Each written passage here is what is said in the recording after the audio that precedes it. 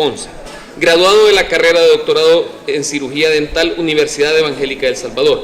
Graduado de la especialidad en cirugía y traumatología bucomaxilofacial, Instituto Odontológico de Postgraduación de FAMMOSP, Porto Alegre, Brasil. Graduado del diplomado en odontología forense, Universidad Evangélica de El Salvador. Sus publicaciones y reconocimientos son: publicación de artículo científico en el tema de reducción de fractura de arco cigomático con acceso intraoral bajo anestesia local, publicado en la revista do Hospital do Pronto Socorro do Porto Alegre, volumen 50, número 1, año 2012. Diploma de reconocimiento por el segundo lugar por la excelencia académica. Diploma de reconocimiento por mención honorífica en certamen de investigación de la EPUES. Diploma de reconocimiento por excelente desempeño y calidad de atención en la clínica de emergencias. Diploma de reconocimiento como el mejor estudiante en proyección social. Su experiencia laboral incluye coordinador y docente de cirugía bucal, Universidad Salvadoreña Alberto Masferrer. Coordinador y docente de diplomado en cirugía oral y diplomado de implantología dental, Universidad Salvadoreña Alberto Masferrer. Docente adjunto en especialidad en endodoncia, Universidad Salvadoreña Alberto Masferrer. Miembro de la Sociedad Brasileña de Cirugía y Traumatología Bucomaxilofacial. Práctica privada exclusiva en cirugía oral y maxilofacial e implantes dentales. Charlas y conferencias impartidas en el Instituto Salvadoreño del Seguro Social, en la Asociación de Ortodoncistas de El Salvador, Congreso Estudiantil CEOUSAM, Programa de Complementación Académica de Club Sherpas, Centro de Investigación e Implantología Dental, Universidad Salvadoreña Alberto Masferrer, Grupo de Docentes en Operatoria Dental y Materiales Dentales y otros grupos de educación continua. En estos momentos, el doctor Jaime Fuentes nos hablará sobre el tema de cáncer bucal y el rol del odontólogo en el diagnóstico y manejo. Doctor, es todo suyo el pleno y tenemos 1 hora y media para la conferencia. Preguntas al final. De acuerdo. Muy buenas tardes. ¿Se escucha bien hasta atrás? Sí, ok. Bueno, agradezco la presencia de ustedes, agradezco la invitación que me hicieron de la Junta Directiva de la Sociedad Dental. De verdad que es una honra para mí participar en este congreso, ver algunas caras conocidas. Y bueno, espero que el tema que he venido preparando de cáncer bucal sea de provecho para ustedes y para uso clínico de ustedes, que es lo importante, ¿verdad? Al final, aplicarlo, lo que nosotros aprendemos en un congreso, lograrlo llevar a la clínica, ¿verdad? Y que los pacientes saquen provecho de todo este tiempo invertido acá. Bueno, esos son mis datos, después se los voy a pasar. Vamos a hablar un poquito de generalidades del cáncer bucal. Realmente es un tema, siento yo, que es un poco árido en las universidades, a veces es un pasón en patología, es un tema de clase de 2 horas. En los capítulos de los libros, a veces en las facultades todavía hay libros medio antiguos, entonces se tienen conceptos bastante a veces vagos. El cáncer oral en realidad es un tema que nos debería interesar a todos porque va en aumento actualmente en índices, para mí, ya leyendo ahorita índices actuales, índices espantosos, ¿verdad? Entonces creo que es bien importante tener todos los datos. ¿Qué es el cáncer al final? Es una enfermedad en el cual hay una división de las células, como dice ahí, anormales, ¿verdad? Se dividen sin control y van invadiendo algunos tejidos.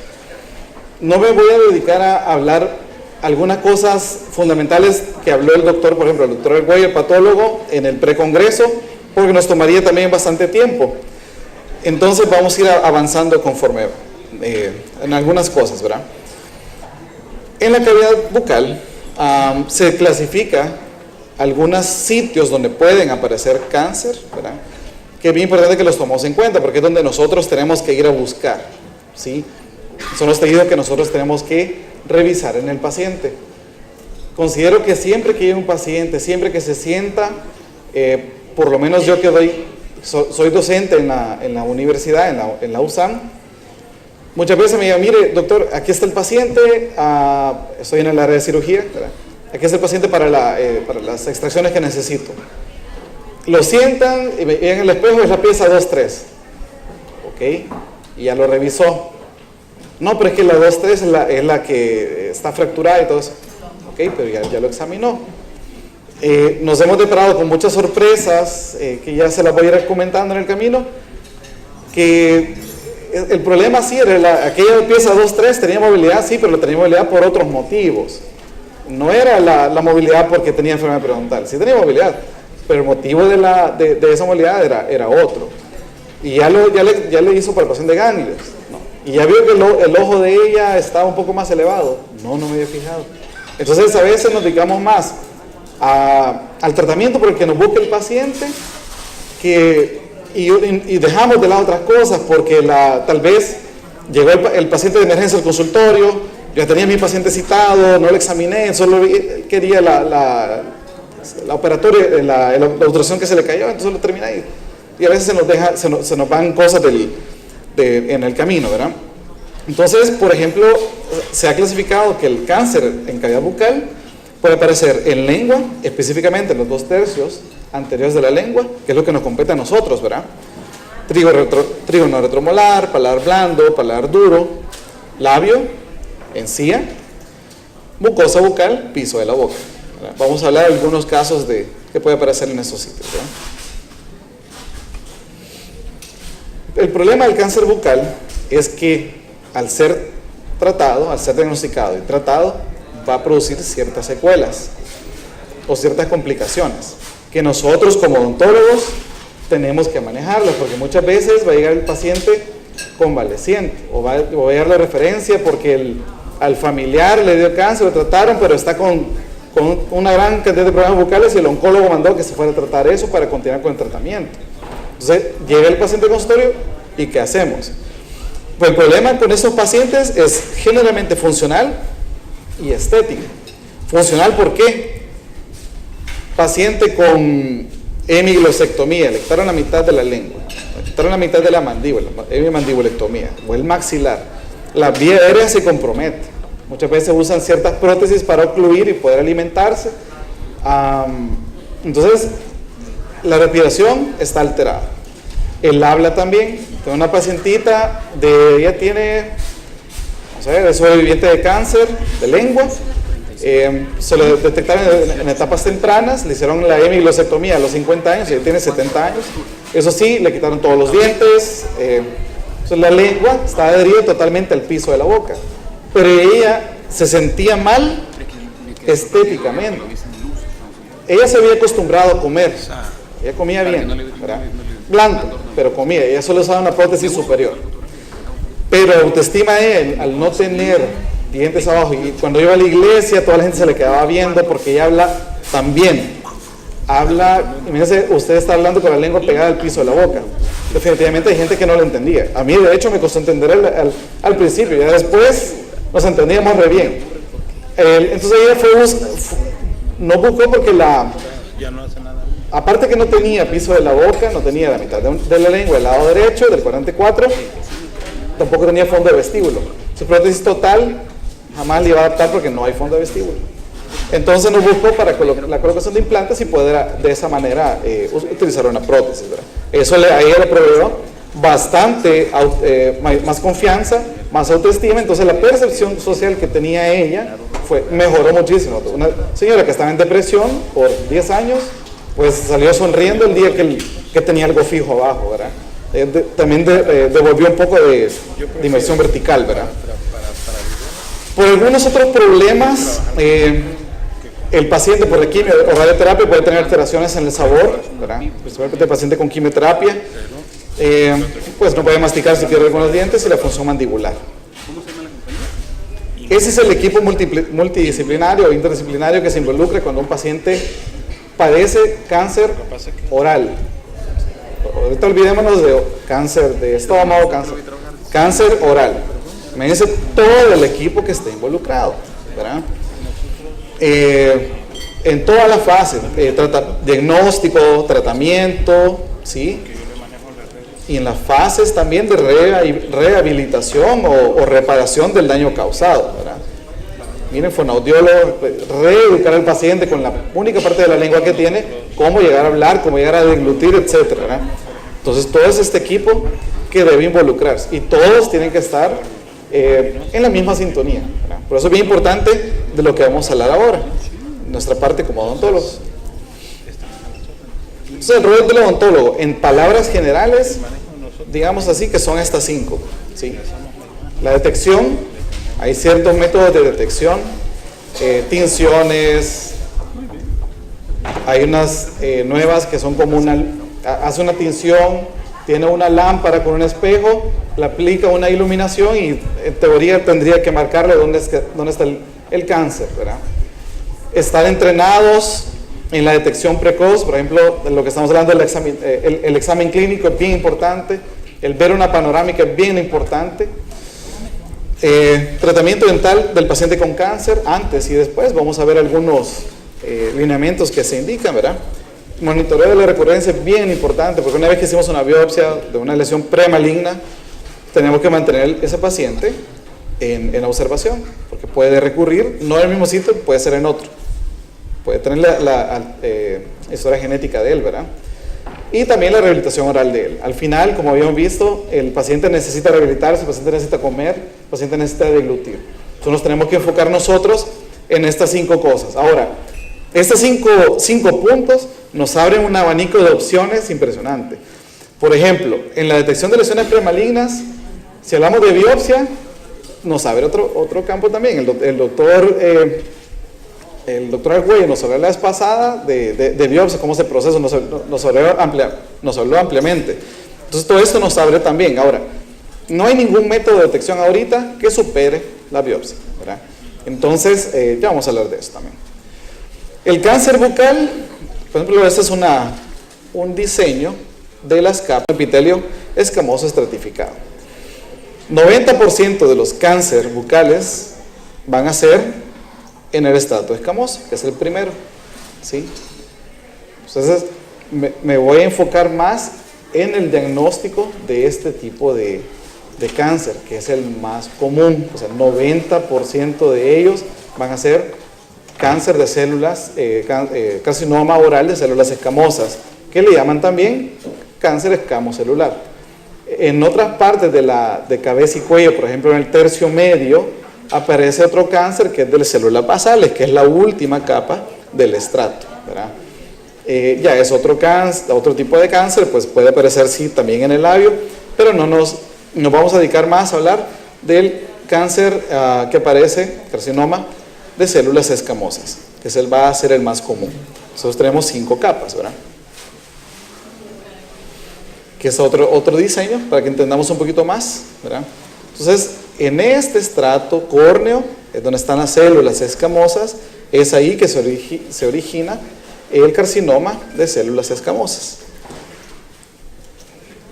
Dependiendo del estadio del cáncer, que puede invadir, por ejemplo, un carcinoma in situ, que ya atravesó la capa basal y entra en epitelio, ¿verdad? Entonces, ahí se considera un carcinoma in situ. De lo contrario, hay diferentes, lo que nos habló el doctor la vez pasada, hay diferentes estadios, ¿verdad? Dependiendo de cuando se hace la biopsia y se mete en microscopio, dependiendo de la alteración celular que haya, que en patología se le llama displasia. Hay 3 clasificaciones de displasia. Entonces, dependiendo del tipo de alteración que haya, pues ahí clasifican el estadio del que puede estar el cáncer en su avance, ¿verdad? Por ejemplo, miren cómo deberían de ser ordenadas las células, ¿sí? Esta es una lesión liquenoide plana, ¿verdad? Entonces, miren todo este desorden celular, no me voy a detener mucho en eso, pero no están ordenaditas, hay células que están invadiendo tejidos donde no debería. Entonces, el patólogo clasifica ese desorden celular y lo cataloga, poco diferenciada, muy diferenciada, etcétera, ¿verdad? Para definir qué tipo de displasia tiene, ¿sí? Los tumores pueden crecer como endofíticos. Entonces, nosotros vamos a ver lesiones planas, que no quiere decir que no estén invadidas. Por ejemplo, la leucoplasia. Nosotros ya vamos a ver unas imágenes clínicas de una leucoplasia. Entonces uno piensa, es superficial, pero de hecho sí puede estar invadiendo los tejidos. Hay otras que solo elevan la mucosa, es exofítico, elevan la mucosa, pareciera de un aspecto normal, porque mantiene todavía el mismo coloración de la mucosa por fuera, pero hay un tejido tumoral creciendo en otra capa, ¿verdad? Y hay otros que causan una ulceración de la mucosa, una pérdida de continuidad de la mucosa. Por ejemplo, las lesiones, unas lesiones rojizas que sean asociadas al cáncer, la eritroplasia, ¿verdad?, puede causar ulceración. Entonces va a estar de esta manera. En relación a la epidemiología, que yo considero que es bien importante, yo busqué aquí en el país, y hay pocos datos, encontré en internet algunas investigaciones que han hecho en el Rosales, pues no las puse al final porque yo siento que toda la búsqueda que yo hice para esta presentación, que es todo basado en evidencia, lo que les voy a hablar, yo las bajé en bases de datos que revisan mucho las publicaciones. Entonces, no encontré ninguna en esas bases de datos, entonces no les puedo hablar de la epidemiología aquí en el país. Pero esto nos da una idea. A nivel mundial, fíjense que es un dato que me sorprendió porque leí estudios de varios años. Por ejemplo, en el año 2000 se estimaba que anualmente se encontraron 50,000 casos nuevos de cáncer oral. Fíjense, 13 años después se encontraron, en una publicación de 2003, se encontraron 64,460 nuevos casos en ese año de cáncer, o sea, el año anterior, sería 2012, ¿verdad?, de cáncer oral, ¿sí? 90% de ellos sería carcinoma de células escamosas. Fíjense para el 2018, que es una publicación nueva, de hecho aquí está la referencia, yo después de esta presentación con todo gusto yo se los puedo hacer llegar por PDF. Miren, en esa publicación hace un conteo de 85,000 nuevos casos a nivel mundial, ¿sí? 12,000 de ellos en este mismo año, 2017, en Estados Unidos, ¿ok? Como les pongo acá, el carcinoma de células escamosas corresponde al 90% de todos los carcinomas que pueden suceder dentro de la cavidad bucal. 10% del otro restante, sarcomas, melanomas. El sarcoma se puede dar intraóseo, ¿verdad? Melanomas, bien raro, encontramos una publicación de un melanoma en el paladar en un niño, sumamente raro. Linfomas, y pues eso corresponde al 10%. ¿Qué nos interesa de la epidemiología? La incidencia que podría suceder aquí en El Salvador, ¿sí? ¿Por qué? Que por ejemplo, en Estados Unidos, de cada 100 pacientes que yo voy a atender, por lo menos uno puede ser que tenga o alguna lesión premaligna que puede desarrollar cáncer en el futuro, ¿verdad? Bueno, la tasa de supervivencia también es bien importante. Fíjense que 5 años después de haber sido descubierto y tratado, es la tasa de supervivencia de cáncer, 62% de ellos. Quiere decir que 48% de estos pacientes diagnosticados en el 2018 probablemente no duren más de 5 años. 48%, o sea, casi la mitad de estos pacientes. Quiere decir, si fuera cierta esta estadística y sacamos el 48% de los 64,000, creo que si lo hacen en el teléfono ahorita nos va a dar como 32,000, 31,000 por ahí, ¿verdad? Tal vez un poquito más. O sea, esos 31,000 ahorita ya deben de haber fallecido. Esa es la tasa de supervivencia. Eso es lo que preocupa del cáncer oral. Por eso la mayoría de estudios se enfocan en la detección temprana del cáncer. No dejar aquella lesión que usted ve que no sana, no recurre, ya lo trató, ya vamos a ver de algunos casos, y no sanó, hágale una biopsia y estúdiela, ¿verdad? Porque la tasa de supervivencia es poca, diferente a la tasa de supervivencia del cáncer de mama, 69% de supervivencia, a los 5 años, ¿verdad? Y mira, el de próstata, 99%. Y el oral es mucho más agresivo. Por eso el diagnóstico temprano es sumamente importante. Encontré otro estudio que decía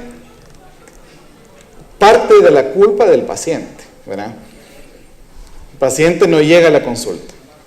Aquí les he puesto las 3 motivos principales porque el paciente llegó a consultar con alguna posible lesión cancerígena. En primer lugar, porque le dolía. Eso fue lo primero, estadísticamente era el primer motivo de consulta, que algo tenía en la boca, porque le dolía. Segundo lugar, inflamación. Y tercero, cambios en la mucosa.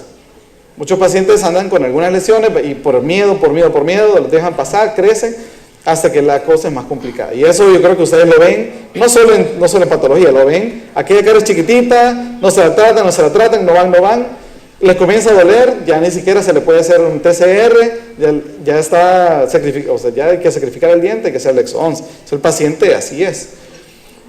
En ese estudio vieron que 43% de los pacientes, después de haber sentido algún cambio o al comenzar a haber sentido dolor, se tardaron un mes en llegar a la consulta con el odontólogo.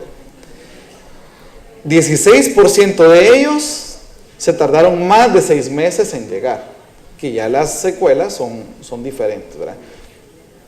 Se comprobó que ese tipo de tumores, principalmente el carcinoma de células escamosas, duplica su tamaño a cada 3 meses. Quiere decir que cuando él lo sintió, a los 6 meses ya estaba el doble probablemente de lo que tenía, ¿sí? Otra cosa que encontré, que yo creo que es conveniente que lo veamos también, solo que ese estudio fue hecho por un odontólogo y médico en el 2002, ya es un poco viejito, fíjense que tiene 16 años, pero él buscó en el sistema judicial de Estados Unidos la cantidad de demandas asociadas a cáncer oral. Entonces encontró que, bueno, había una cantidad de pacientes, una cantidad de demandas, ¿verdad?, en la cual 96% fallecieron por fallo en el diagnóstico. Nunca le dijeron qué era lo que tenía, esa mancha, esa úlcera. Pues el cáncer ya estaba bastante agresivo, ya no se podía operar y pues 95% de ellos fallecieron. De esos que fallecieron, ¿sí?, 48% tuvieron fracaso en la biopsia, ¿verdad? Otro porcentaje, pues hubo tal vez no fracaso, pero complicaciones en la cirugía, complicaciones posoperatorias. Ahí ustedes ven, bueno, yo creo que no lo pongo acá, pero en este 2% de acá, hasta el anestesiólogo iba en la demanda. O sea, en Estados Unidos las demandas son, o sea, si le dolió el pinchorcito, seguro que lo demandan. Entonces, realmente toman mucho cuidado con eso. Pero fíjense bien, el odontólogo estadísticamente fue el más demandado. El médico general después, en relación al cáncer oral, porque muchos de ellos consultaron primero a un médico antes que el odontólogo, y el médico no se lo detectó. Entonces ahí ven la demanda también, ¿verdad? Otorrino también, fíjense bien, y después el cirujano maxilofacial, dermatólogo, y pues los demás que estuvieron involucrados en el equipo. Ustedes ven acá, en este 2% va un montón de especialidades. El área odontológica tuvo 45, sumando odontólogo con maxilofacial, 45% de demandas, ¿verdad? Ese estudio concluye esto. Miren, ¿qué se puede hacer para evitar estas demandas? O sea, para que esas demandas sean exitosas. ¿Qué es lo que se puede hacer? La educación de nuestros colegas odontólogos y médicos debe enfatizar en la biopsia de cualquier lesión sospechosa. El seguimiento precoz y cercano son obligatorios, independientemente de la edad del paciente. O sea, detectó una lesión, no cicatrizó, pasaron 3 semanas, el paciente ya no llegó, comenzarle a llamar, mire, es que ya se me quitó, ya me siento bien. No, pero lo quiero ver. Parece, no tengo tiempo, necesito ver esa lesión. O sea, tiene que llamar el paciente. Y eso bien, y me dice que esto fue en el 2002. O sea, ya pasaron 16 años de esto, ¿no? Los factores de riesgo asociados al cáncer oral son diversos, ¿verdad? El más consagrado de todos, el más asociado de todos, siempre va a ser el tabaco. Principalmente, aquí no encontré un consenso, pero varios de los que leí, pues decía que si el paciente fumaba 20 cigarrillos por día, tenía un alto índice, 6.5 veces más que una persona que no fumara, de padecer cáncer oral. Y eso lo duplicaba si el paciente había fumado 20 cigarrillos por día por 20 años. O sea, ahí sí tenía un mayor riesgo, o sea, el doble de riesgo, ¿verdad? Una cosa bien interesante, que el 90% de los pacientes diagnosticados con carcinoma escamocelular, o células escamosas, tenían historia de haber fumado, ¿sí? Ahora, paciente dejó de fumar, paciente fumó 10 años y dejó de fumar a los 10 años después de haber fumado. Hasta esos 10 años después, el paciente queda estadísticamente como una persona que nunca había fumado. O sea, tiene que esperarse 10 años para quitarse ese factor de riesgo, después de haber fumado el último cigarrillo. O sea, lo del cigarrillo realmente es una cosa bien crítica y algo que yo creo que actualmente, pues usted agarra una cajetilla de cigarro y ahí está la foto del tanto cáncer de pulmón, la mitad de una lengua toda, pues con un carcinoma de célula escamosa, lo más seguro, ¿verdad? Y tal vez alguna gente le hace conciencia. Actualmente hay un montón de anuncios en la televisión, bombardeo, y algunas leyes que han ayudado a mejorar que pues tampoco nosotros estemos recibiendo tanto para el cáncer pulmonar, ¿verdad? Estemos recibiendo ese factor de riesgo, ¿verdad?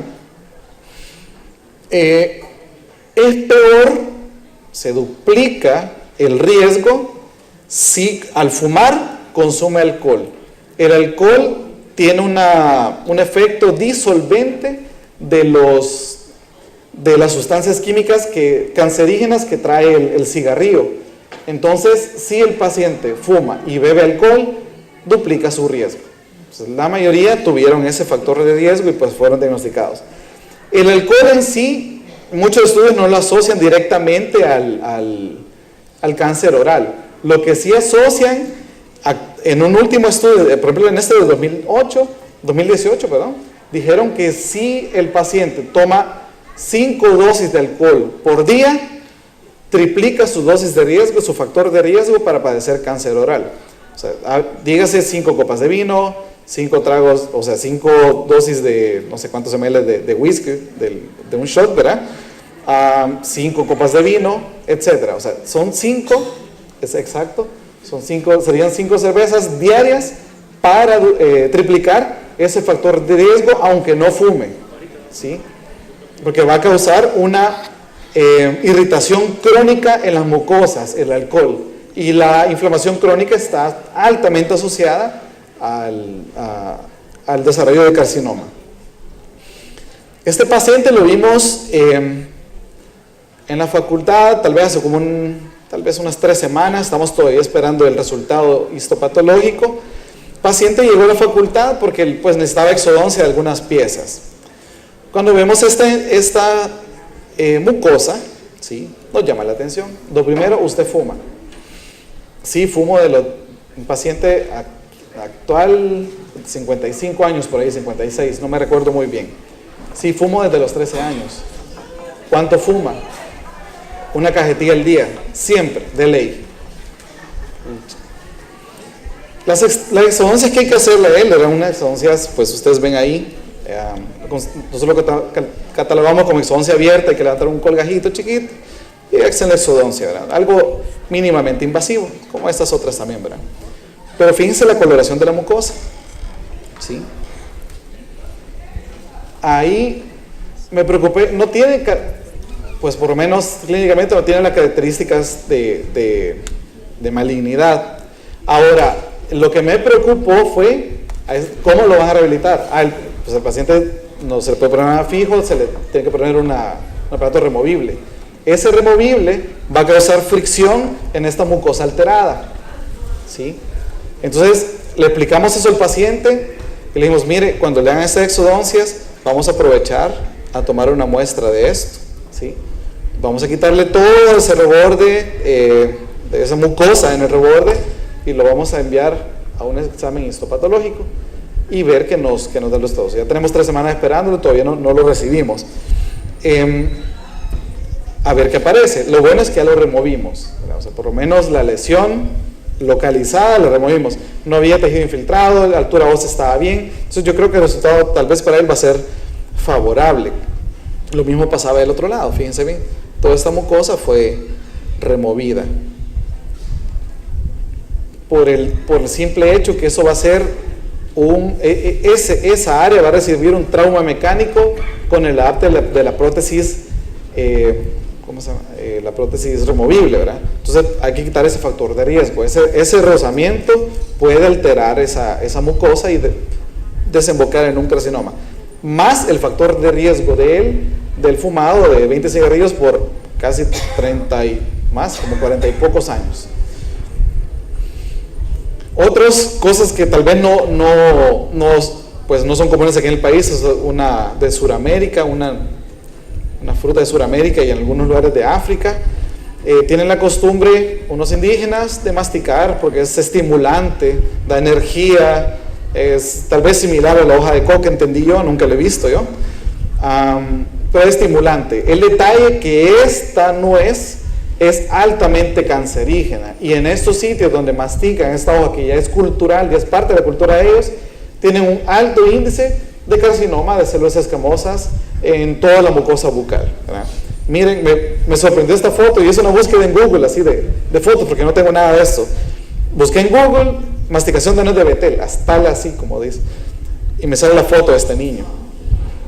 Y yo, chica, realmente teniendo ese factor de riesgo. Ahora, son culturas que no, tal vez por más que les explique el médico, por más que vayan las campañas a decirle, mira, esto no, ya es cultural de ellos, y va a ser muy difícil erradicar esa costumbre. No encontré si ellos han logrado disminuir ese índice, ¿verdad? Pero esa es la nuez de betel. Tal vez aquí en el país no sea común, ¿verdad?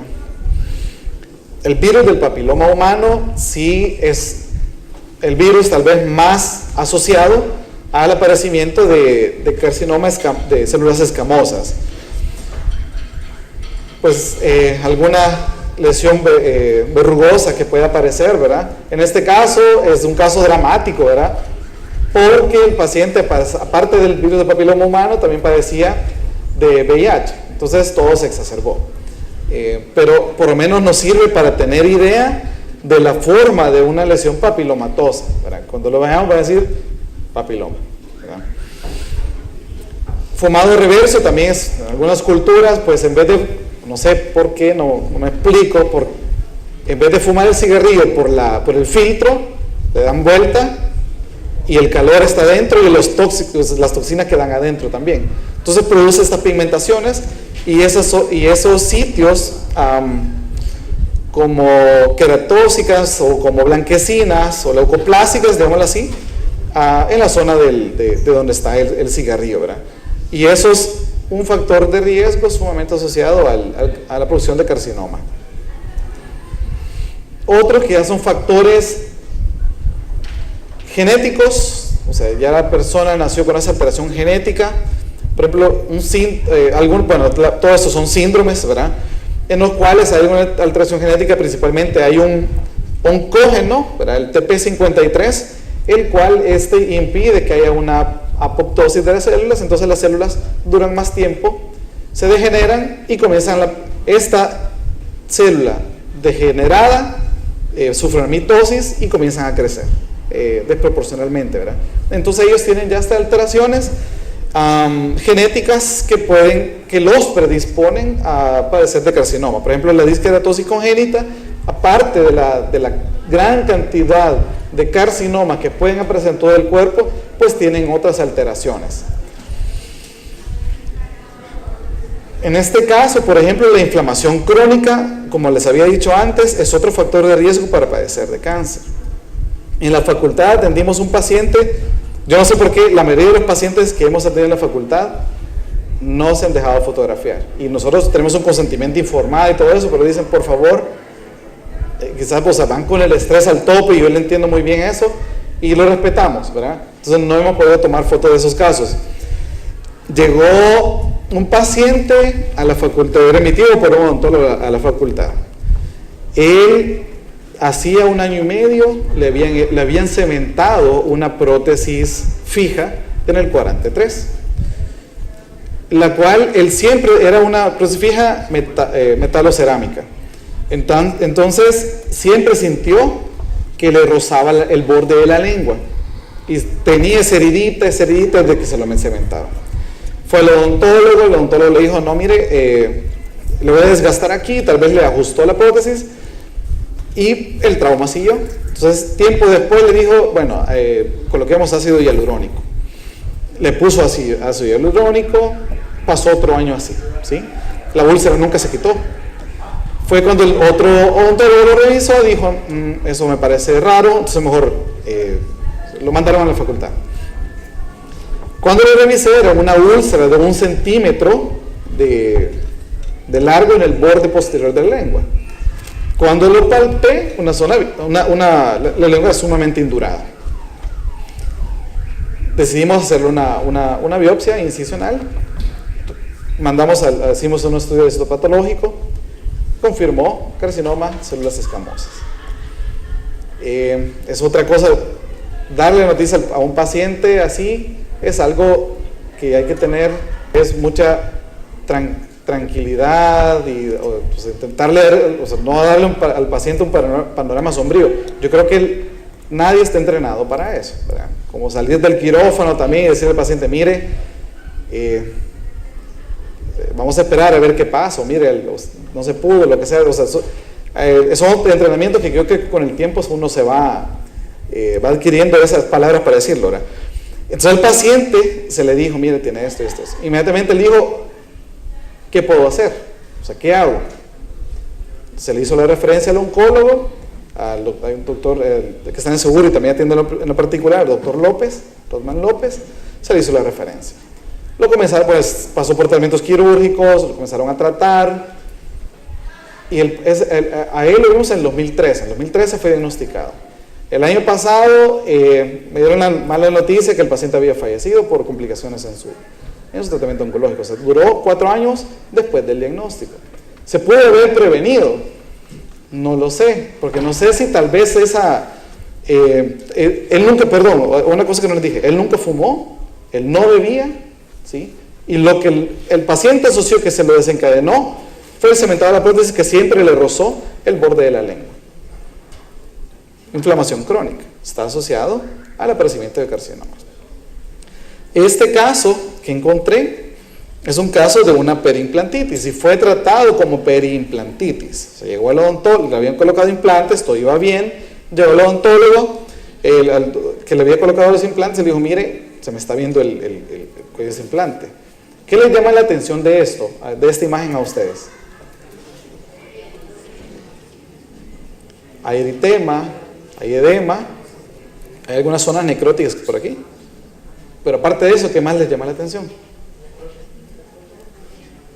Prótesis medio desadaptada, exacto. ¿Qué más? Rugosa.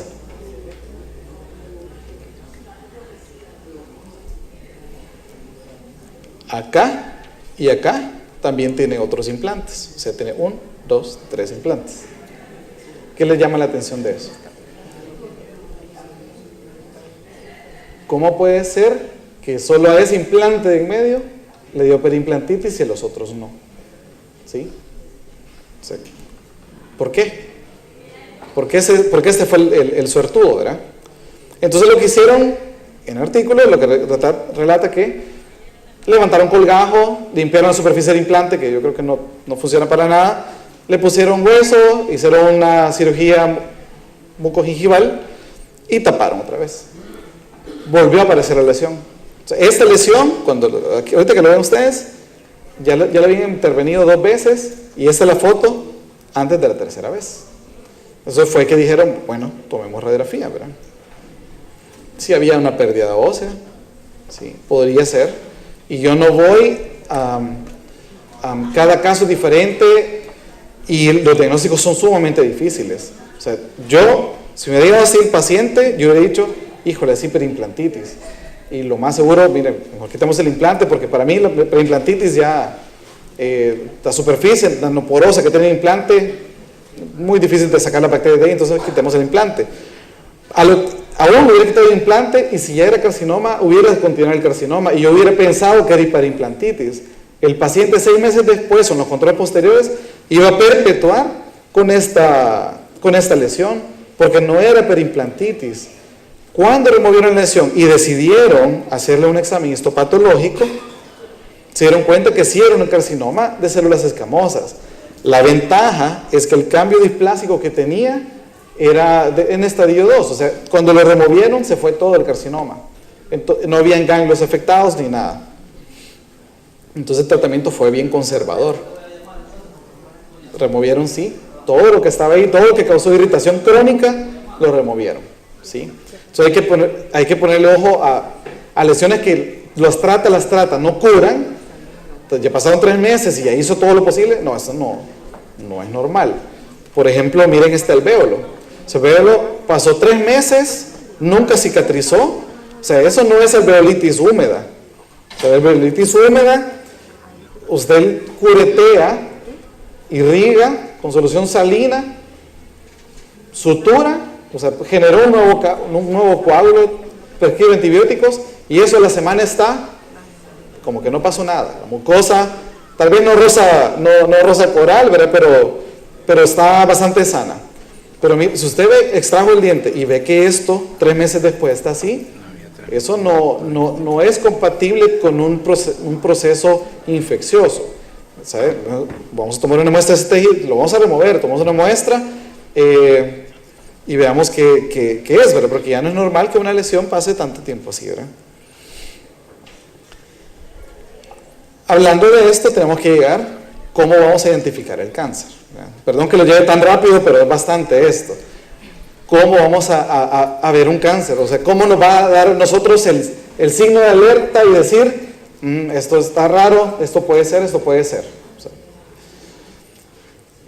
en el carcinoma oral y células escamosas hay ciertas lesiones premalignas que pueden dar inicio a un carcinoma, ¿verdad? Por ejemplo, leucoplasia, eritroplasia y una versión, digamos, agresiva de la leucoplasia, que sería la leucoplasia verrucosa proliferativa. Vamos a ver. Vamos a lo mismo, vamos por estratos, ¿verdad? Siempre el estrato, el córneo, es donde se origina este cáncer, ¿verdad? Bien, si al revisar la cavidad bucal detectamos una lesión y esa lesión el paciente le dice, mire, ya tiene 2 a 3 semanas y eso no me sana, ¿verdad? Es una zona ulcerada, ¿sí? Hay movilidad dental asociada a esa lesión, o sea, cerca de esa lesión hay movilidad, sangramiento espontáneo, ¿sí? Dolor puede existir y en la mayoría de casos que yo he visto, el dolor es nulo, ¿verdad? Porque ese carcinoma va invadiendo los tejidos adyacentes. En los tejidos adyacentes están las fibras nerviosas periféricas, los tales nociceptores, y pues los va invadiendo y los va afectando, ¿verdad? Entonces, en los casos que yo he visto, dolor generalmente no hay.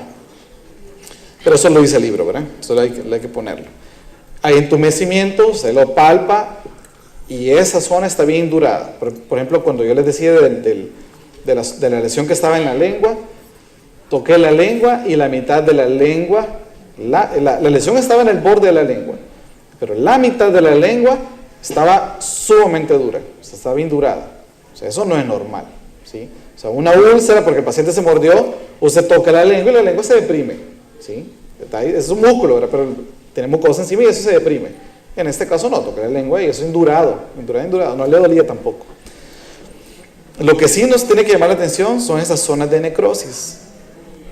Estas zonas de necrosis bien asociadas, cuando uno las ve, uno tiene que sospechar de un carcinoma, ¿verdad? Lo otro, lo que usted me decía, doctora, la prótesis mal ajustada.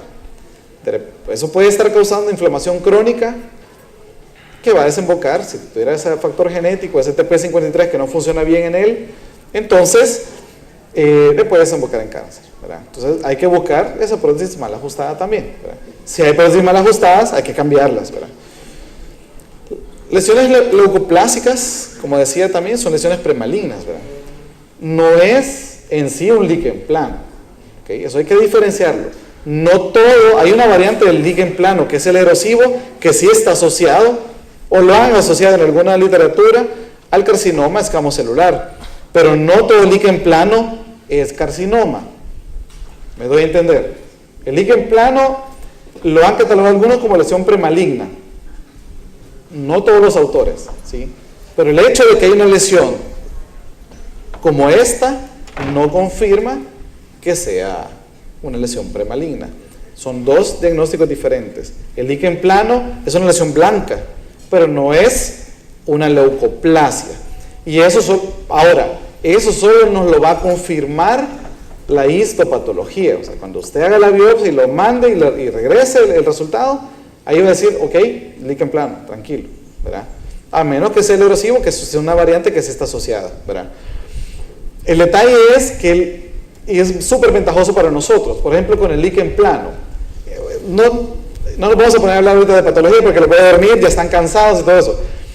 Pero la ventaja del líquen plano generalmente va a ser bilateral y tiene unas estrías, que son estas estrías bien comunes que le dan ese aspecto, ¿cómo es que le dicen este aspecto? Aquí lo puse yo. Este patrón reticular, fíjense bien, y va a ser bilateral y generalmente simétrico. Entonces, usted ve que hay solo de un lado una lesión leucoplásica, solo en el paladar de un lado y no hay del otro, ok, puede ser una lesión leucoplásica y puede ser que no sea, y lo más seguro que no sea líquen plano, okay. Ahora, si yo veo estas lesiones así, lo más seguro que sea líquen plano, pero igual le tiene que hacer una biopsia. ¿Me voy a entender? No podemos dar por sentado que, ok, el líquen plano no pasa nada, no hay tratamiento, está bien, pero no lo voy a estudiar porque yo sé que es líquen plano. No podemos dar esa cosa actualmente con esas estadísticas, no lo podemos dar por sentado. Va a tomar una biopsia y lo va a tratar y lo va a investigar, ¿verdad? Entonces, en las lesiones leucoplásicas lo que dice son lesiones blancas que no se desprenden. ¿Qué otra lesión blanca se desprende? Esa está consagrada, que yo creo que el diagnóstico es bien fácil. La candidiasis, ¿verdad? Entonces usted le desprende y queda la zona eritematosa abajo, ¿verdad? En este caso no, usted agarra una gasa, se la pasa encima y la lesión no se desprende, ¿verdad? También no son atribuidas estas a otra causa. Generalmente el paciente fumador se pregunta, ¿el paciente fuma? Sí, y ahí está, ¿verdad? Otras enfermedades, por ejemplo, que son blanquecinas, como decíamos, el líquen plano, el nervio esponjoso blanco, etcétera, que son lesiones blancas benignas, ¿ok? Hay subtipos de líquen plano, sí, la erosiva es la más relacionada al carcinoma, por algunos autores. Otros autores que dicen no, son dos cosas bien diferentes, entonces no tiene nada que ver. Hagamos el estudio histopatológico y ahí determinamos qué es, ¿verdad? Y puede dar, pues sí, puede ser líquen plano, ok, pero hágale una biopsia. Este otro, trae otra lesión blanquecina, es la variante agresiva de la lesión leucoplásica, ¿verdad? Esa es otra que bien interesante porque lo encontré en un artículo de 2018 también. Leucoplasia verrucosa asociada a virus de papiloma humano, ¿verdad? Miren toda la extensión de la lesión. ¿Cómo la remueve? Esta lesión sí es premaligna. O sea, si esto no la remueve, ahí se va a desarrollar un carcinoma. ¿Sí? Solo tiene que tratar, pero es toda la encía. No es como la candidiasis que usted remueve eso y ya queda la mucosa ahí. Ahí usted quita y lo que quita es abajo del hueso. ¿Okay? Son lesiones difíciles de tratar porque el manejo postoperatorio es sumamente complejo. Queda hueso expuesto y comienzan otra serie de problemas, ¿verdad? Pero se planifican bien. En este caso, ellos resolvieron con láser de diodo, ¿sí? Primero tomaron una muestra, ya vamos a ver cómo tomar una muestra de este tipo. Tomaron una muestra, le confirmaron que era leucoplasia verrucosa y tenía unos halos de virus de papiloma humano, ¿verdad? Esas lesiones papilomatosas que cuando las ven en las láminas son características, ¿verdad? Entonces, no habían ganglios invadidos, no había obviamente metástasis ni nada. Decidieron entonces removerla con láser de diodo. Y ahí está. El detalle es que tiene que tener una buena succión, porque ese vapor puede contener virus, ¿verdad? Entonces tiene que protegerse usted también. Entonces lo lograron hacer aquí en el país hay varias marcas de láser de diodo. con el que pueden conseguir eliminar estas lesiones. Y miren, dejan la mucosa, no intacta, ¿verdad? Pero miren en el posoperatorio. Pues yo siento que es mala la foto, porque venía bien la foto acá, se alejaron bastante y después se acercaron demasiado, ¿verdad? Pero ese es el posoperatorio que ellos dan, miren, pues la encía súper bien, ¿verdad? Las otras lesiones, ya hablamos de las lesiones leucoplásicas. Las otras lesiones son eritroplásicas, que también en esta foto, por ejemplo, en el borde de la lengua y cerca del borde posterior de la lengua, vemos la lesión roja, ¿sí?, ulcerada, y tiene unas lesiones blanquecinas. Esas cuando se combina así, se pueden llamar lesiones eritroleucoplásicas también, porque obviamente tienen esas lesiones blanquecinas. Eso es algo de necrosis también cerca, ¿verdad? El detalle con las eritroplásicas es que estas lesiones, 50% de las lesiones que fueron biopsiadas en diversos estudios, dijeron que ya era un carcinoma escamocelular o era ya un carcinoma, o por lo menos estaba en la etapa de carcinoma in situ. O sea, ya estaba formado el carcinoma en 50% de ellas. O sea, si tiene dos pacientes con una lesión similar, lo más posible que una de ellas sea ya cáncer formado, ¿verdad? Y eso aquí se considera lesión premaligna, pero al biopsiarlas encontraron eso, 50% de incidencia de cáncer. Es una mancha roja que no se puede raspar, o sea, la raspa y no se remueve, no le pasa nada, ¿sí? No atribuible a otra enfermedad también, respecto a terciopelado. Nosotros, como esta foto que habíamos visto, ¿verdad? En un estudio que realizaron en 557 casos en el cual removieron las lesiones papilomatosas, en los cuales había cáncer de células escamosas, en 72% de esas lesiones removidas encontraron que estaba relacionado al virus de papiloma humano, ¿sí? Entonces el virus de papiloma humano, como estas lesiones en sí, está altamente relacionado al cáncer.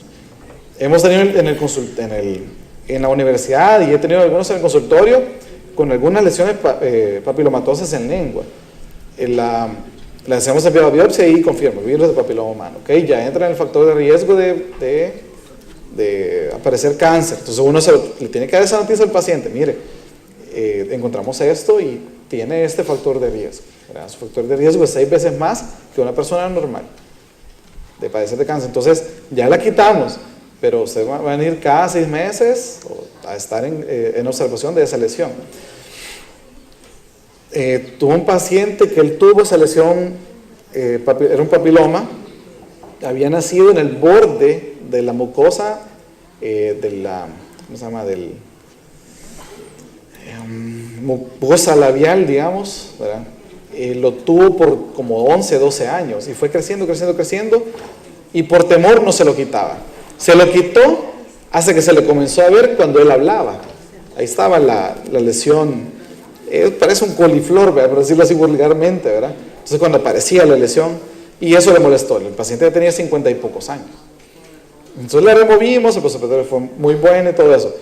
El detalle fue cuando se le dio la noticia y ya nos comenzó a contar muchas cosas de su vida, ¿verdad? Si uno dice: mire, usted tiene muchos factores de riesgo, entonces póngase en control, porque lo más seguro que su factor de riesgo, no es que lo más seguro que le dé cáncer, pero sus factores de riesgo son súper elevados.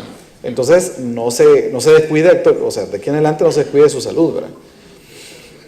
Ventajosamente, actualmente, o sea, hay una vacuna para prevenir el papiloma humano, ¿verdad?, porque también está asociado a cáncer de cervix uterino, ¿verdad? Entonces, el detalle de esta vacuna es que no sirve para pacientes mayores de 26 años. Exacto. O sea, no quiere decir que una persona de 40 años no se la pueda poner, pero en estudios no trae ningún beneficio y no va a prevenir a los 40 años la aparición de un carcinoma asociado al virus de papiloma humano. Entonces,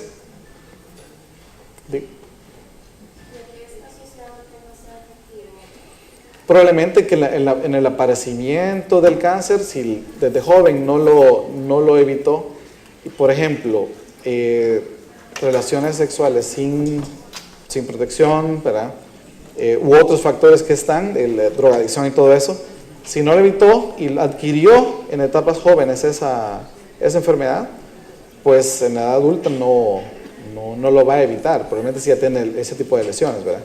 Por eso es bien importante, en el caso de la mujer, por eso hacen mucho cada rato las, ¿cómo que se llama? Las citologías, exactamente. Pero lo que decía que definitivamente después de los 26 años no era efectivo la inyección, el estudio lo asociaba a eso, ¿verdad? No leí acerca de en la marca comercial, no leí por qué no funcionaba, ¿verdad? Sí. Yo he estudiado las dos vacunas. Tenemos Gardasil y Cervarix en el mercado. Sí, sí. Gardasil está indicada para verrugas y Sí, sí.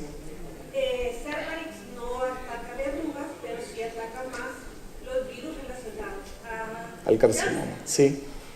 Lo que sucede con Gardasil es que ellos, sus estudios los hicieron en pacientes que no habían tenido actividad sexual. Por lo tanto, ellos no pudieron decir que ya la paciente podía vacunarse. En cambio, Cervarix sí lo hizo. A cualquier edad. A cualquier edad, hasta los 52 años, si no me equivoco. Interesante. Buenísimo. Sí, eso me llamó la atención porque hay Gardasil y hay Gardasil 9. Por ejemplo, el Gardasil en sí trae la inmunología, digamos, para el virus de papiloma humano, que hay una gran cantidad de variantes, ¿verdad? Como 150 variantes, pero las que más están asociadas a carcinoma de células escamosas son el 6 y el 16 y el 18, ¿verdad? Y este Gardasil normal trae 6, 11, 16 y 18. La Gardasil 9 trae para todos estos, ¿ok? Para evitar todos estos. Efectiva 90% de factores carcinogénicos, ¿verdad? Que serían estos que contiene la Gardasil 9, ¿verdad? La Gardasil normal, pues solo trae 4. Bien, con eso terminaría esto, ¿verdad? Pero gracias, doctora, por esa información, realmente bien interesante. En relación a esto, en esta imagen, les ruego disculpas, es de otro estudio también.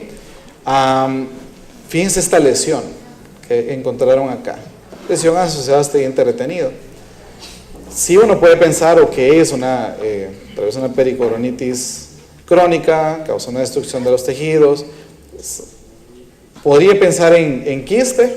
¿Alguien me podría decir si podría ser un quiste de origen odontogénico?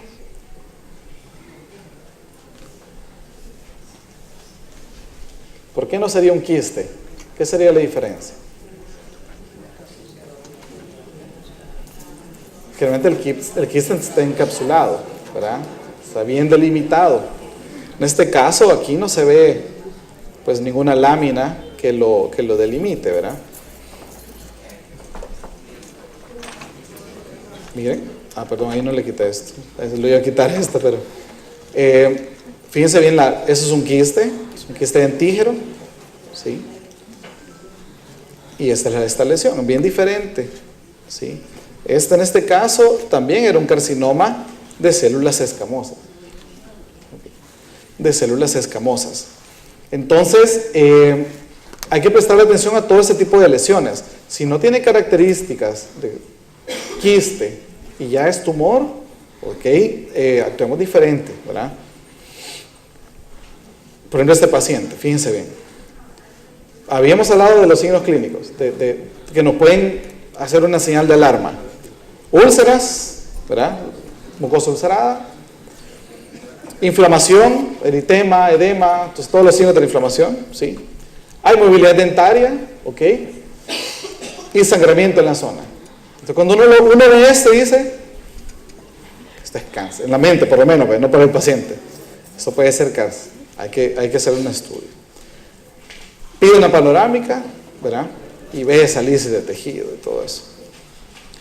Ahora, siempre en este tipo de lesiones hay que hacer una biopsia previa, ¿verdad? Entonces ahí, miren la tomografía y todo eso. Miren las corticales, casi solo la lingual queda. Pero no era carcinoma, era una tuberculosis, un raro caso de tuberculosis que había causado la lisis de todos esos tejidos, ¿verdad? Y lo otro, la tuberculosis actualmente está sumamente relacionada a VIH. Otra cosa que se comienza a investigar en este tipo de pacientes, ¿verdad? Tienen ese factor de riesgo. Entonces, asociado a VIH, una lesión bien agresiva que se había dado en él principalmente por focos de infección y todo eso. Tratamiento en él, pues exodoncia, todas esas piezas que estaban relacionadas, ¿verdad? Remoción y enucleación de la lesión, rifampicina y isoniazida, que es lo que los médicos prescriben. Pero no es. ¿A qué voy con esto? Casi ninguna de las lesiones que nosotros vemos a diario van a tener el letrero que dice, esto es. O sea, a veces aparecen así y ni siquiera son. Entonces, siempre, antes de dar el panorama sombrío al paciente, miren, vamos a tomar una muestra y vamos a esperar el resultado, ¿verdad? Para el diagnóstico, yo les he puesto esta como, ¿cómo se llama? Flowchart, un flujograma, exacto. Digamos, exacto, como un árbol de decisiones para ver qué camino, ¿verdad?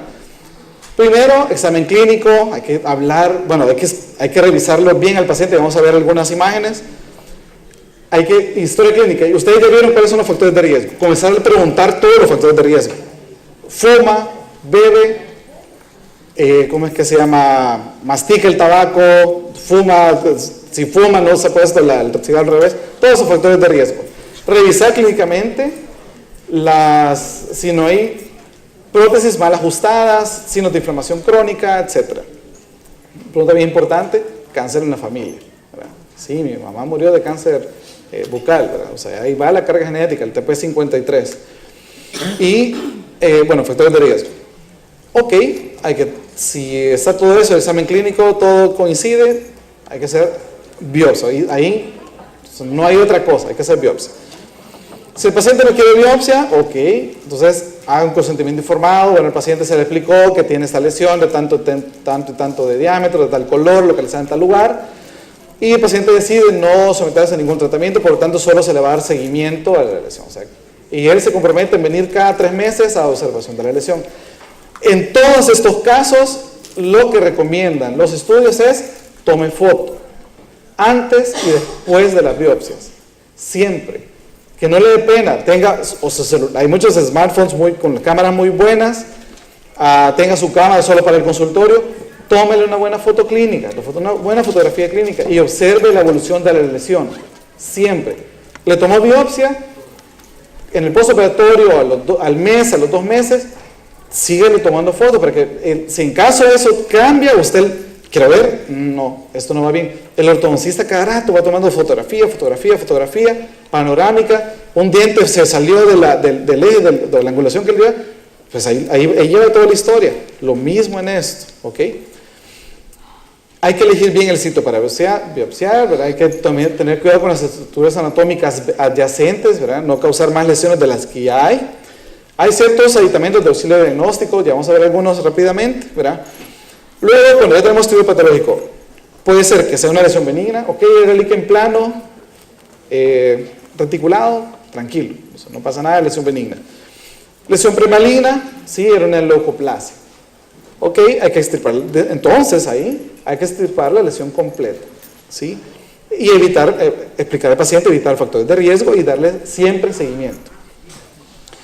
Cáncer oral, diagnóstico, ok, inmediatamente referencia al oncólogo y comenzar los tratamientos y seguimiento.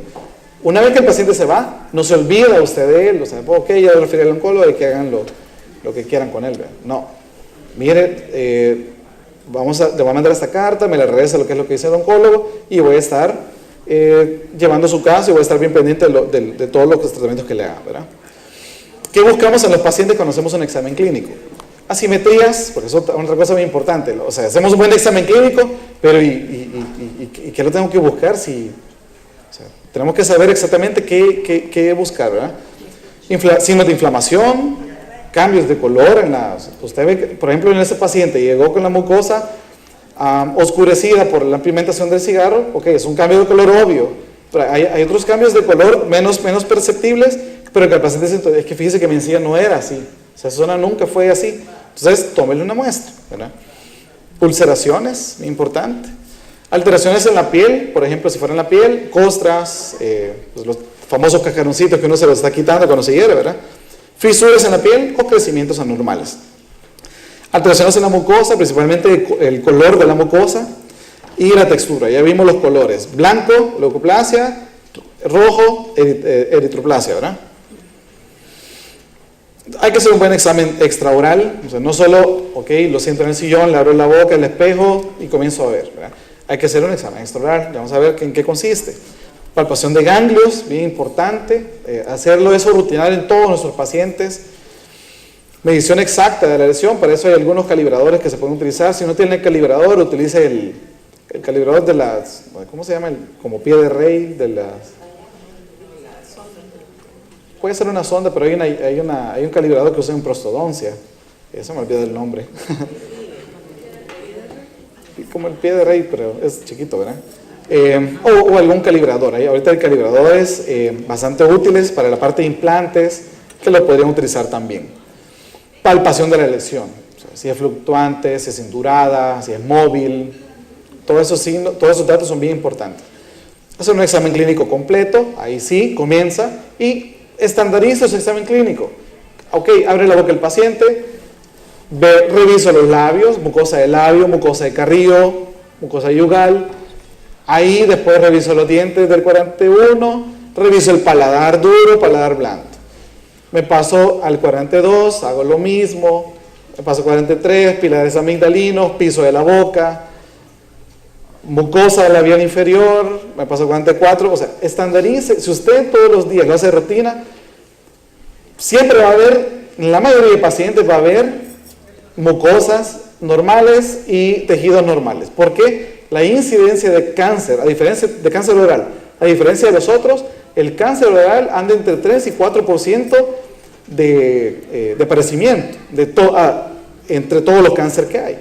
O sea que de 100 cánceres diagnosticados, 3 van a ser orales. ¿Okay? Entonces, si usted estandariza a revisar todos esos pacientes como un examen clínico rutinario, cuando haya algo anormal, usted va a decir, no, esto no es normal, o sea, eso nunca lo había visto, o esto tiene todas las características que ya sabía, entonces hay que tomar otra modalidad, ¿verdad? Y lo que dice ese estudio, toma de fotografía clínica siempre. Hay que decirle al paciente, mire, le tomaron foto porque tengo que darle seguimiento a esto. Hay que hacer palpación, no solo observación, ¿verdad? Solo palpación puede ser solo con una mano, principalmente para los ganglios ganglios submandibulares. Miren, musculatura, que hay unos ganglios preauriculares, también los submandibulares, pues hay que palpar toda la estructura facial, los músculos, hay que acostumbrarnos principalmente por lo del ATM también, ¿verdad? Puede ser una palpación bimanual para el piso de la boca.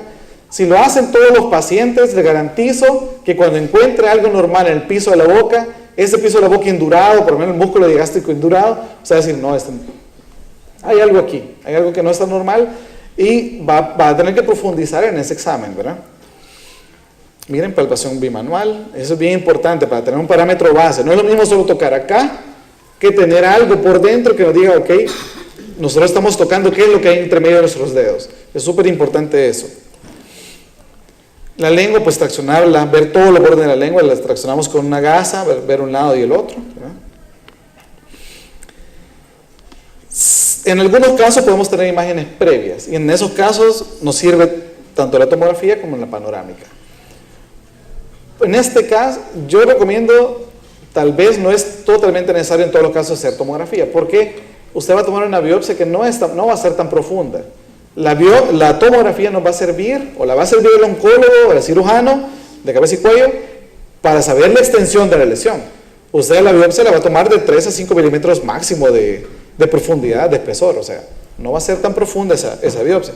Entonces, tal vez, si hubiera imágenes previas, buenísimo. Si no, tampoco es totalmente necesario. Lo que sí, hay que hacer una biopsia. Y siempre se recomienda incisional. ¿Qué quiere decir? Vamos a tomar nada más una parte de la lesión, no la vamos a quitar toda.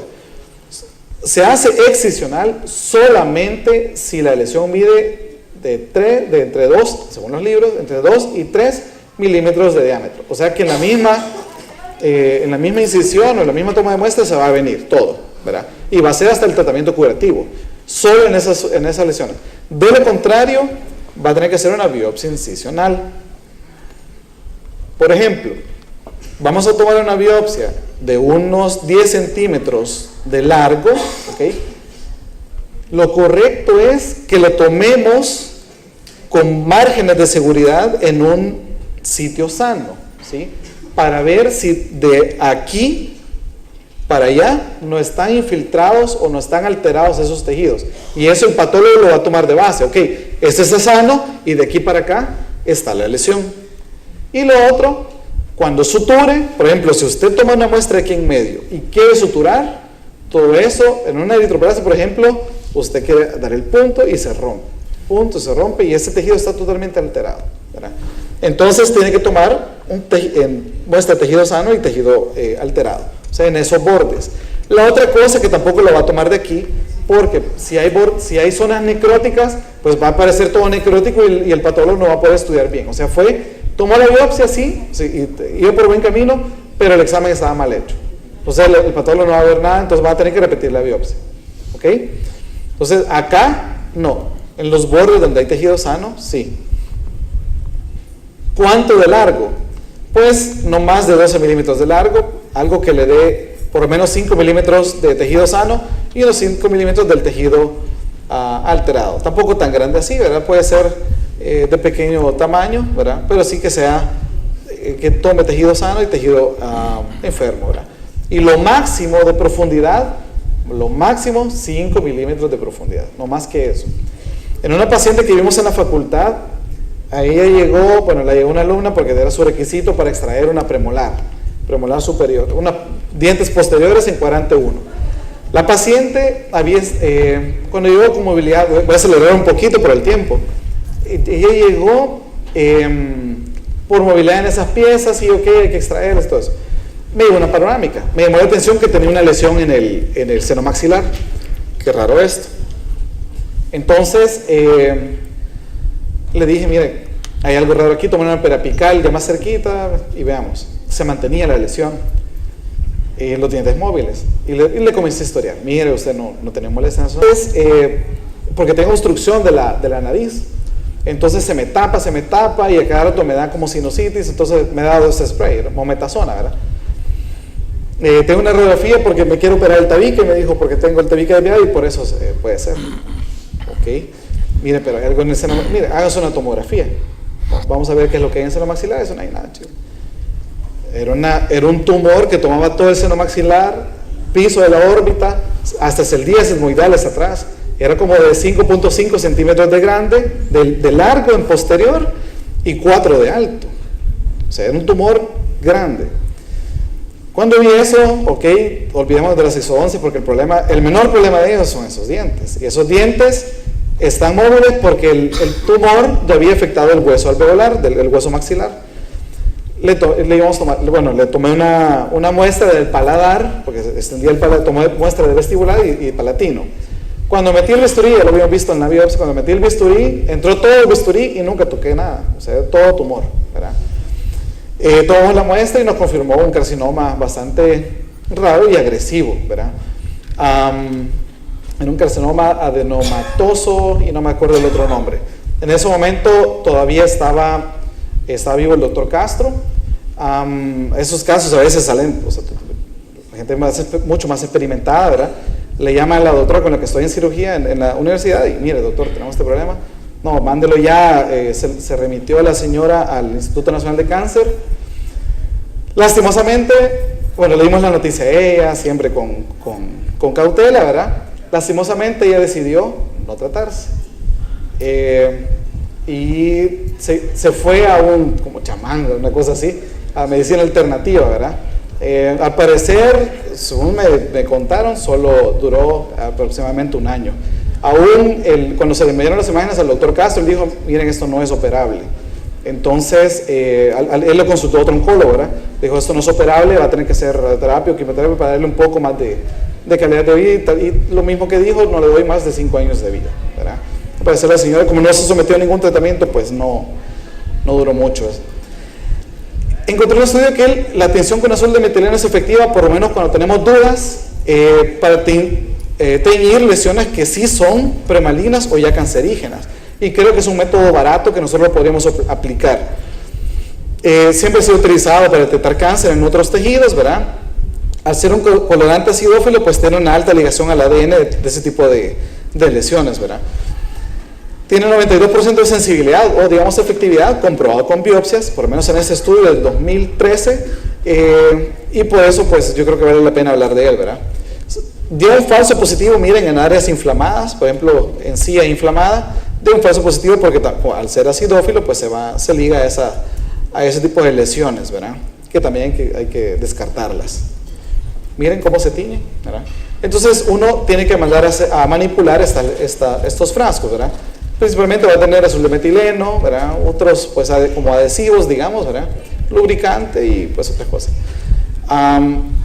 Hay un frasco B que lo va a utilizar antes para limpiar toda la cavidad bucal, ¿verdad? Se hace el enjuague y después del enjuague se vuelve a hacer este enjuague con ácido láctico para eliminar los excesos. Y donde haya lesiones premalignas o cáncer, pues ahí lo va a teñir. Ese es el método de uso, ¿verdad? Por 30 segundos, fíjense bien, 30 segundos con ácido láctico, 30 segundos con azul de metileno, y después se vuelve a enjuagar por 30 segundos para limpiar, ¿verdad? Y van a quedar teñidas las lesiones premalignas o malignas. Se puede enviar a manipular en una farmacia y después lo tienen ahí en el consultorio. Si tiene dudas, lo enjuaga con, pues, estas soluciones. Como les digo, yo le puedo pasar esta presentación y pues lo pueden utilizar después. Creo que es bastante bueno.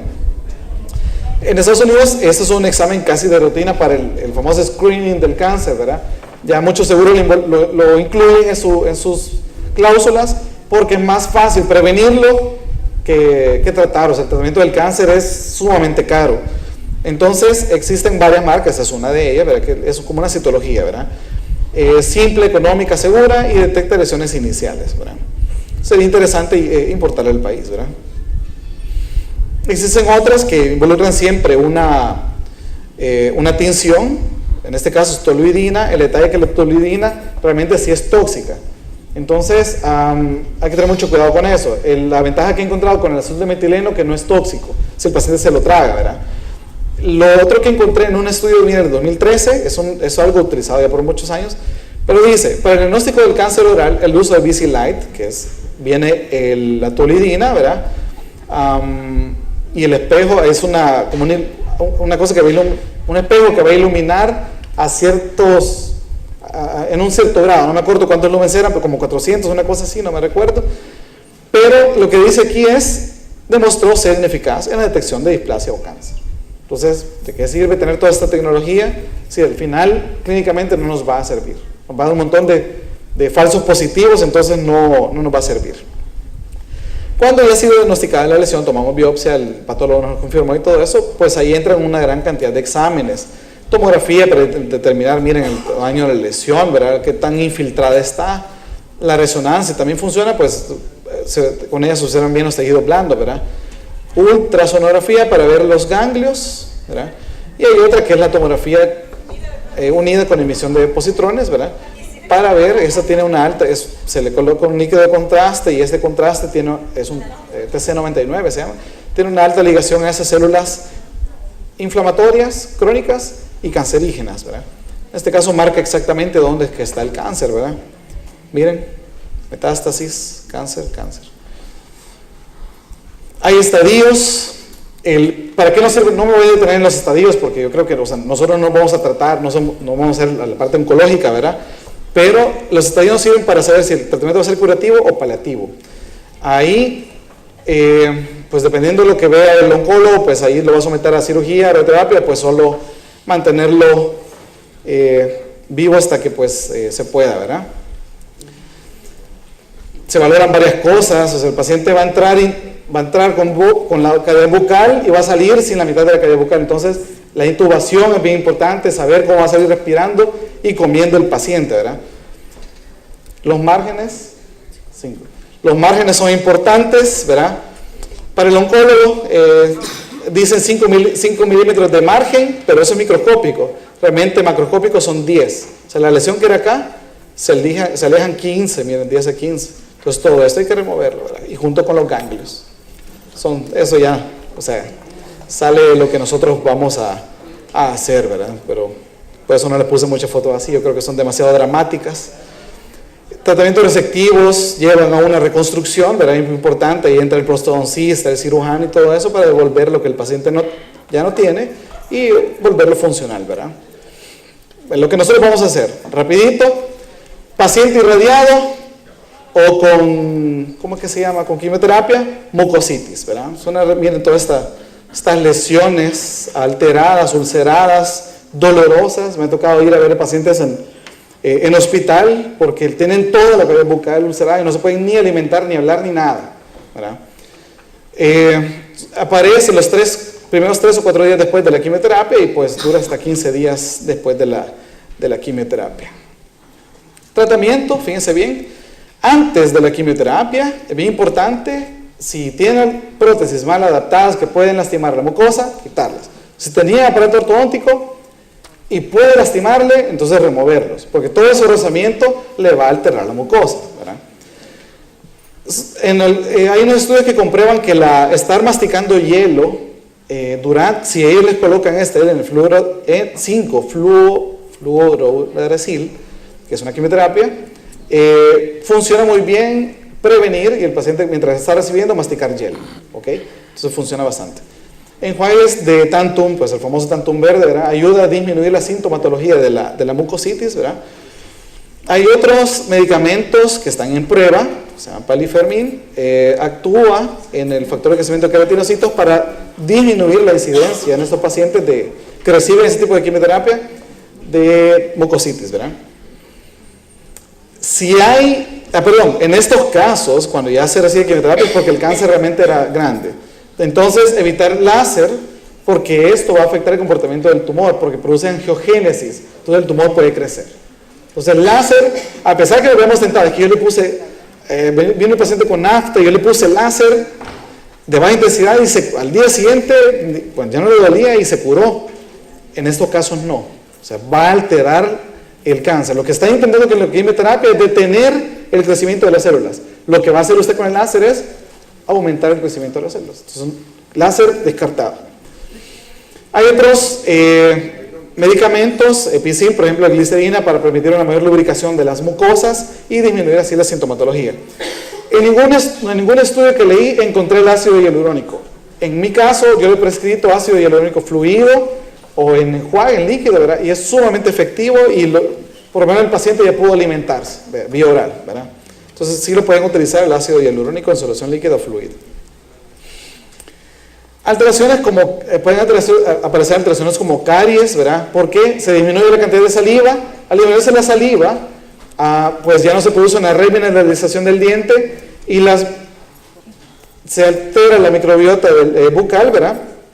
Y se queda más tiempo de esa placa ahí. Entonces aparecen unas caries bastante agresivas. Hay que ponerse en comunicación con el oncólogo en base a cuándo es que va a comenzar la radioterapia o la quimioterapia y si da tiempo de someter el tratamiento odontológico para no tener complicaciones después. En muchos países ya lo tienen como estándar. Diagnóstico de cáncer, sea el que sea, se va al odontólogo, se trata lo que tiene que tratarse, le dan 2 a 3 semanas de actuar al odontólogo, en esas 2 o 3 semanas lo pone en 0 y regresa ya la quimioterapia para lograr sobrevivir, ¿verdad?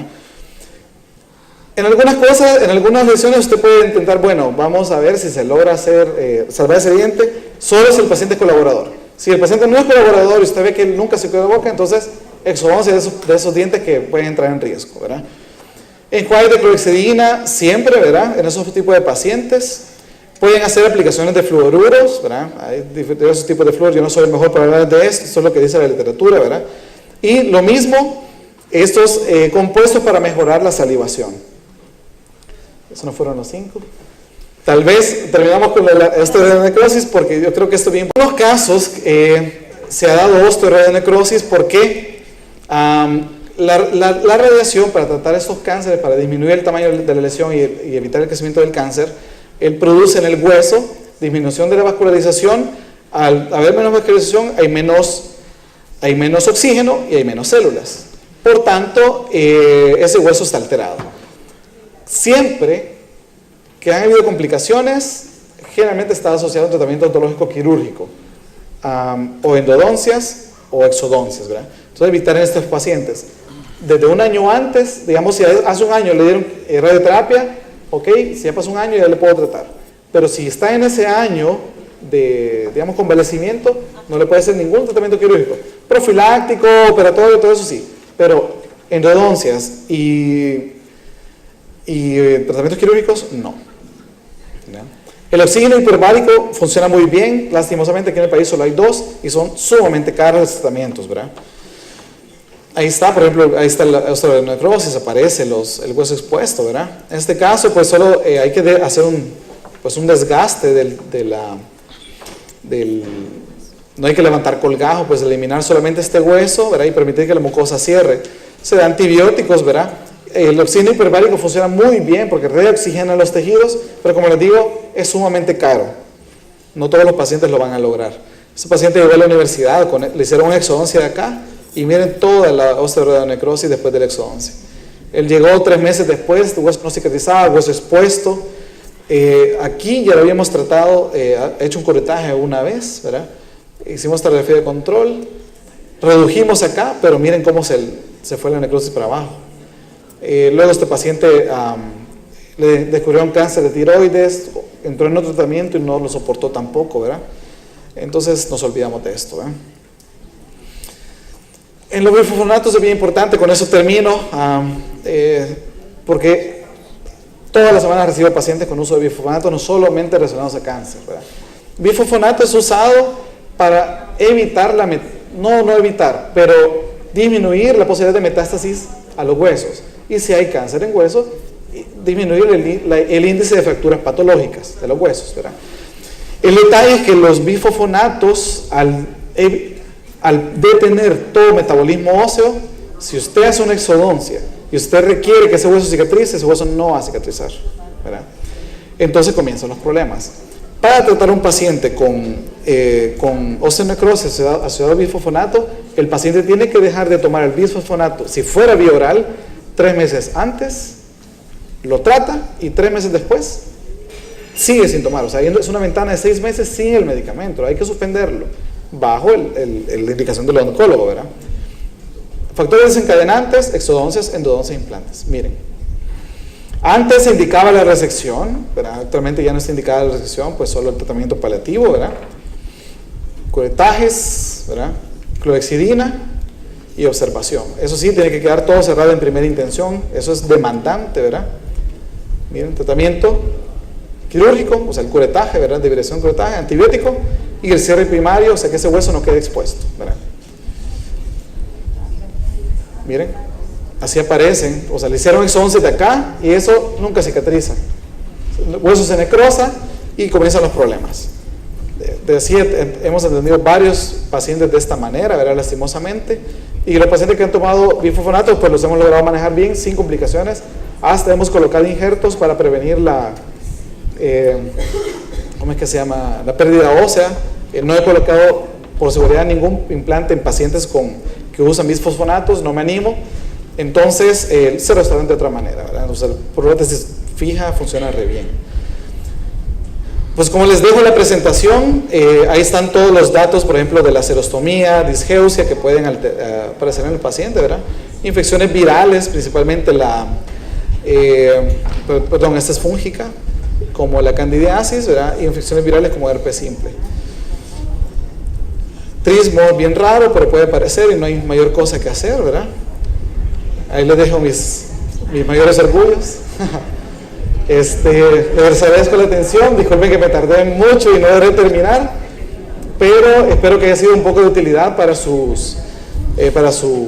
práctica clínica, ¿verdad? Cualquier cosa, pues no duden, pues contactarme por cualquier medio, estoy a la orden, cualquier duda que tengan, pues me escriben un correo, un WhatsApp, lo que sea. Hoy la tecnología nos permite estar fácilmente comunicados, entonces cualquier cosa que tengan duda o algún estudio que quieran, yo se los mando y yo les voy a hacer por la junta directiva, les hago llegar la presentación con todo gusto si la necesitan, o todos los artículos ya impresos si quieren, para que los tengan a la mano, ¿verdad?